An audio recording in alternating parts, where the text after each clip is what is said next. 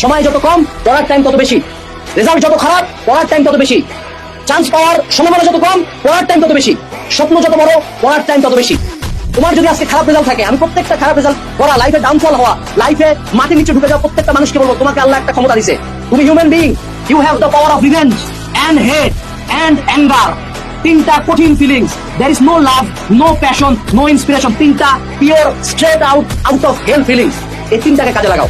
Embrace the monster inside you, embrace the hate inside you, embrace the revenge, embrace the negative comments, embrace the পাশে আন্টির ফোঁটা, embrace that friend যে তোমার খারাপ সময় তোমার পাশে থাকে, তোমাকে লাথি মারছে, এমব্রেস দ্যাট টিচার যে পিতৃসময় তোমাকে গালি দিছে, এমব্রেস দ্যাট প্যারেন্টস যারা বাপ মা হয়েও সন্তানের আশ্রয় হয় নাই, তাদের রিপ্লাই দেওয়ার সুযোগ তোমার হাতে আছে এখনো।